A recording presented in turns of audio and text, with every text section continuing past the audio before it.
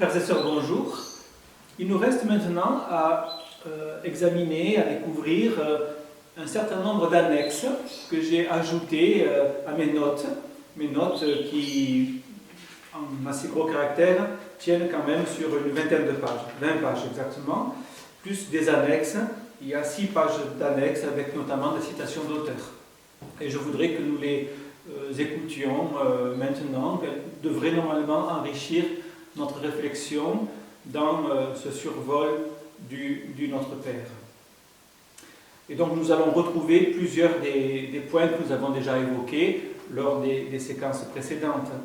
Et tout d'abord, nous avons parlé de cette difficulté qui se présente entre la prière dite spontanée et les prières apprises ou les prières lues. Et dans nos églises évangéliques, on préfère évidemment les prières spontanées. Je relis ce que j'avais dit. N'aimons pas les redites, nous préférons les prières spontanées, mais ne croyez-vous pas que nos prières spontanées redisent souvent les mêmes choses, ce qui n'est pas forcément une catastrophe évidemment. Croyez-vous que parce qu'elle est spontanée, une prière est forcément inspirée ou sincère ou profonde? Non, on peut dire des sottises spontanément. Et là, sur la spontanéité, voici cette première annexe qui nous ramène au catéchisme de Genève, écrit par Calvin en 1545, question 250. Demanderons-nous à Dieu tout ce qui nous passe par la tête, ou au contraire, respecterons-nous certaines règles? Réponse. Notre manière de prier serait bien fantaisiste si nous nous abandonnions à nos caprices et à nos impulsions. Notre ignorance nous empêche de discerner notre véritable intérêt, et nos désirs sont si désordonnés que Dieu juge nécessaire de les tenir en bride. Question 251. Que faut-il donc faire? Réponse. Il n'y a qu'un seul moyen. Que Dieu lui-même nous enseigne la bonne méthode, la bonne manière pour prier. Nous le suivrons donc comme des enfants que l'on tient par la main et qui répètent les paroles prononcées par le Maître.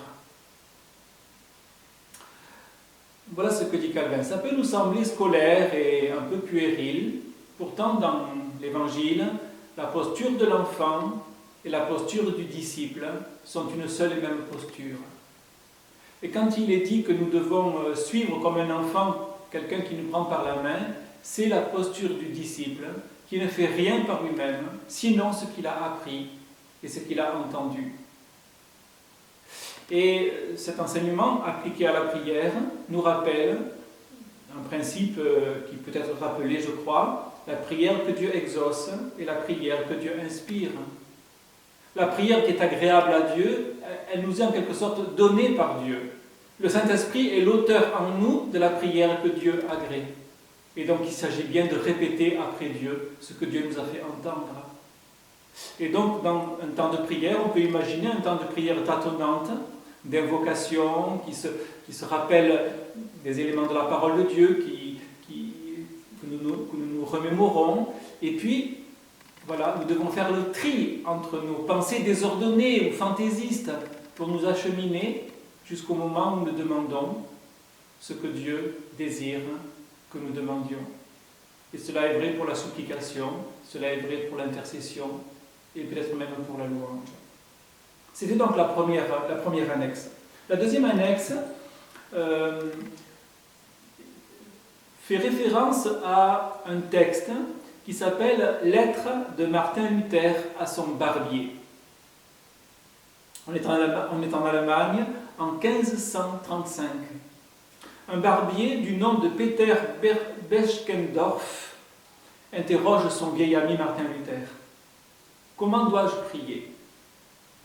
C'est une question essentielle et même vitale, puisque c'est précisément sur la prière que le chrétien, c'est par la prière que le chrétien peut s'adresser au Créateur de l'univers.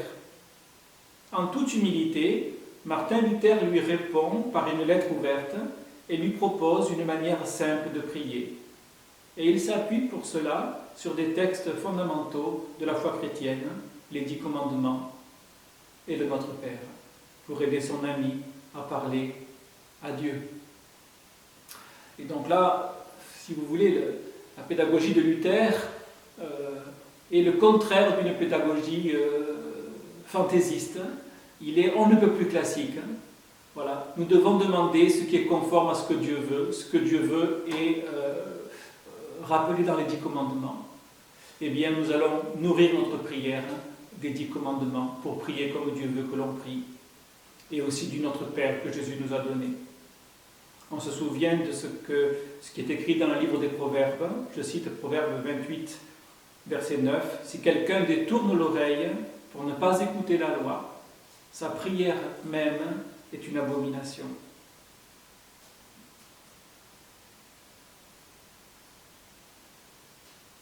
Les annexes qui suivent se rapportent à ce que nous avons vu ensemble sur l'appellation Père concernant Dieu, notre Père qui est aux cieux. Voilà. Et je lis ce que nous avions dit à ce moment-là de notre parcours. Si nous sommes conscients que Dieu est non seulement un Père, mais notre Père, dans une relation d'alliance. Nous comprenons combien ces deux mots ont de valeur. Notre Père, beaucoup pris comme des orphelins, avions-nous dit. Nous devons prier, si nous sommes chrétiens, comme des fils et des filles de Dieu. C'est bien différent. Et là, je lis ce qu'écrit encore Martin Luther à ce sujet. Parmi tous les noms, il n'en est pas un qui nous habilite plus envers Dieu que celui de Père. C'est une parole très amicale, très douce, très profonde, qui vient du cœur. Le nom de Père est inné par nature et naturellement doux. C'est pourquoi il est aussi de tous celui qui plaît le mieux à Dieu et qui, plus que tout autre, l'incite à nous écouter. Et pour la même raison, nous confessons par ce nom de Père que nous sommes ses enfants. Ce faisant, nous émouvons Dieu en son tréfonds. Voilà, ce paragraphe est tiré de l'explication de Martin Luther sur le Notre Père. Un peu plus loin, nous avions cité le catéchisme de Heidelberg, toujours sur cette notion de paternité qui s'exprime par ces deux mots, Notre Père. Et le catéchisme disait, c'est afin d'éveiller en nous, dès le commencement de la prière, le respect filial, la confiance en Dieu qui doivent être à la source de notre prière, car Dieu est devenu notre Père par le Christ. Il veut bien moins nous refuser ce que nous lui demandons avec foi que nos pères ne le feraient dans les choses ordinaires. Et là, je lis ce que dit Jean Calvin cette fois dans son commentaire du Nouveau Testament. Toutes les fois que nous nous mettons à prier, il nous faut considérer deux choses, tant pour avoir accès à Dieu que pour nous reposer en lui, avec une pleine et entière confiance. À savoir, deux choses qu'il faut considérer, son amour paternel envers nous, important, son amour paternel envers nous, tous ces mots sont importants, et sa puissance infinie. C'est pourquoi le nom de Père lui est attribué, afin que nous ne doutions pas qu'il veut nous recevoir avec bienveillance, prêt à exaucer nos prières, bref, qu'il est lui-même enclin à nous aider. Je prolonge cette citation de Calvin avec deux citations de l'Écriture. Hébreux chapitre 11, verset 6, sans la foi, qui sait à qui elle s'adresse et qui est pleinement confiante dans la bonté et la capacité de répondre. Sans la foi, dit l'Épître aux Hébreux, il est impossible d'être agréable à Dieu. Car il faut que celui qui s'approche de Dieu croit que Dieu existe et qu'il est le rémunérateur, celui qui répond de ceux qui le cherchent. Autre référence dans l'Épître de Jacques, début de l'Épître de Jacques, si quelqu'un d'entre vous manque de sagesse, qu'il la demande à Dieu, qui donne à tous, simplement et sans reproche, et elle lui sera donnée. Mais qu'il la demande avec foi, sans douter, car celui qui doute est semblable au flot de la mer, agité par le vent, poussé de côté et d'autre, qu'un tel homme ne s'imagine pas qu'il recevra quelque chose du Seigneur. C'est un homme irrésolu, inconstant dans toutes ses voies.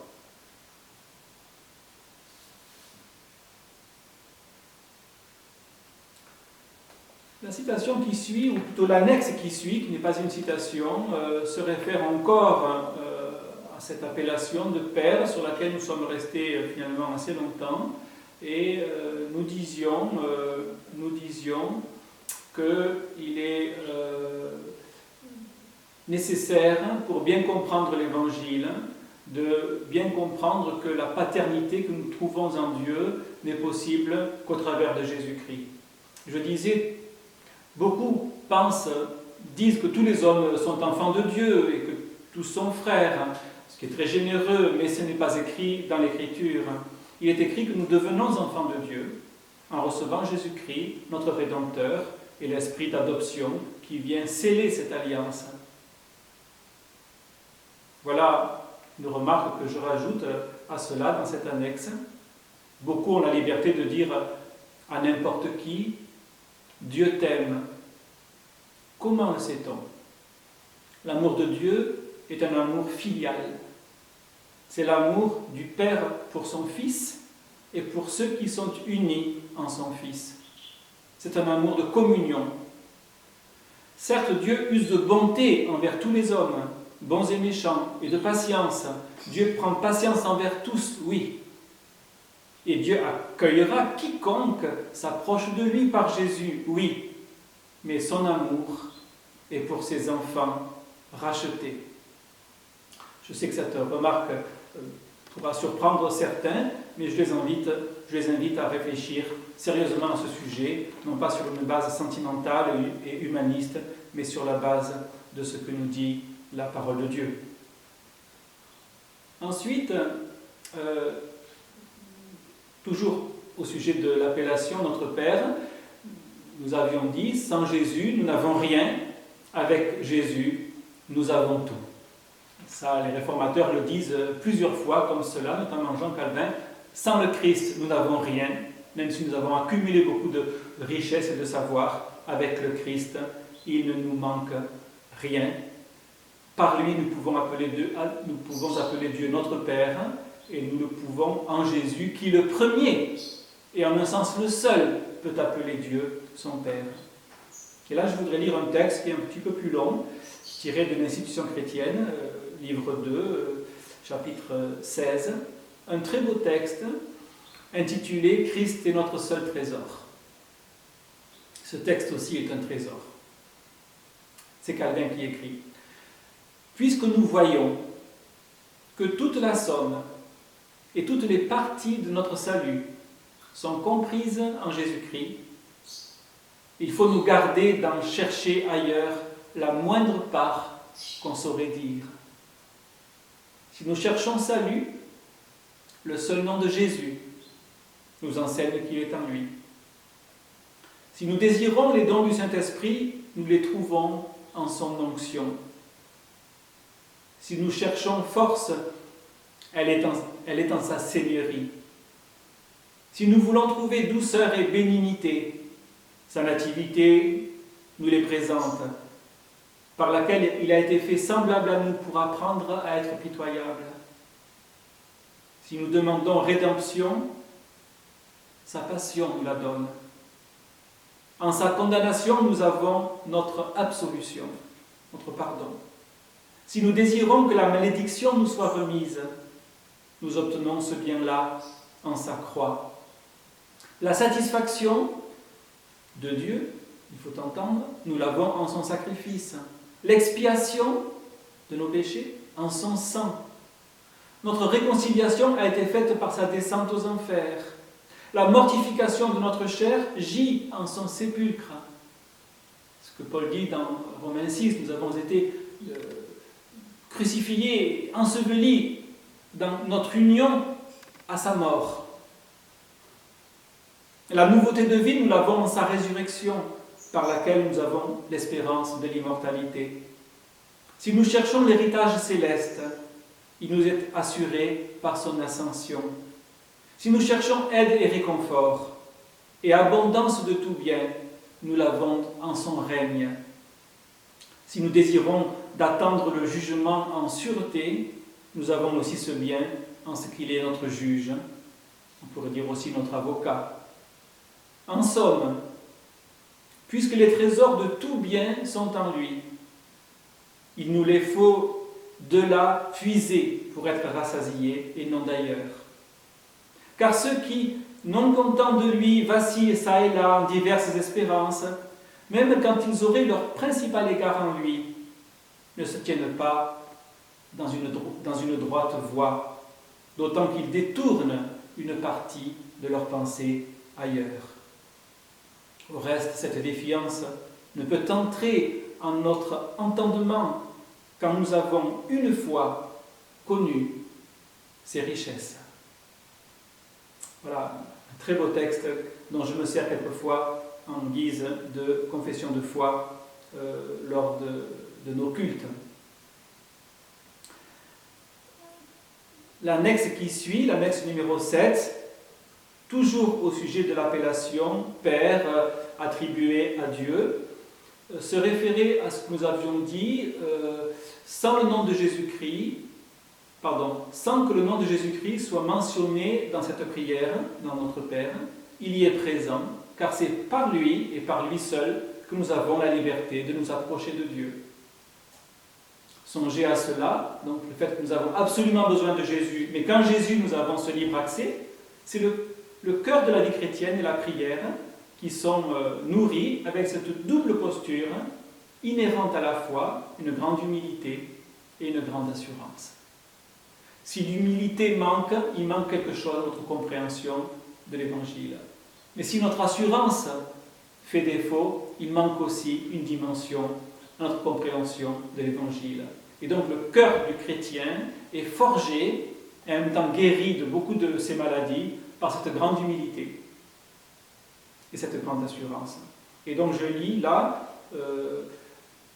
une question à une réponse du catéchisme de Heidelberg, que nous avons d'ailleurs mentionné dans le cours de notre commentaire, la question 2, combien de choses dois-tu savoir pour vivre et mourir dans cette heureuse assurance? Réponse, 3 choses. D'abord, combien sont grands mon péché et ma misère? Ensuite, comment j'en suis délivré? Enfin, quelle reconnaissance je dois à Dieu pour cette délivrance.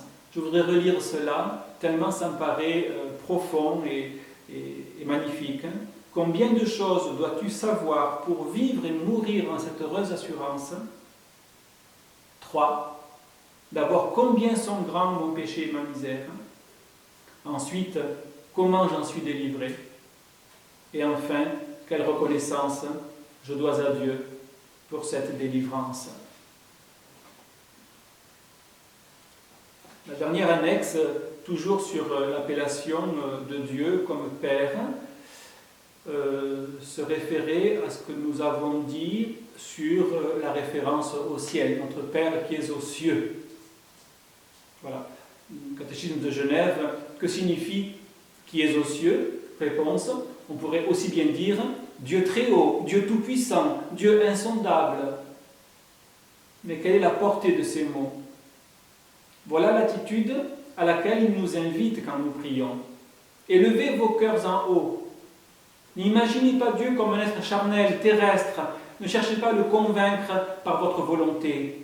Apprenez plutôt à adorer avec crainte et respect sa glorieuse majesté. Il est Seigneur du ciel et Maître de toutes choses. Et donc là, voici ce que dit Calvin, donc petit ajout dans son commentaire du Nouveau Testament. Quand l'Écriture dit que Dieu est au ciel, elle signifie que toutes choses sont sous sa domination, que le monde et tout ce qui est en lui est entretenu par sa conduite, que sa puissance est répandue partout, qu'il dispose toutes choses par sa providence. Et quand nous pensons à lui, n'imaginons rien de petit, rien de bas, rien de terrestre, parce que Dieu surpasse tout ce qui est dans ce monde. Voilà, je vais arrêter là cette séquence et nous poursuivrons encore pendant une prochaine rencontre pour achever de visiter ces annexes qui sont ajoutées à mes notes. À bientôt donc pour la suite de ce parcours.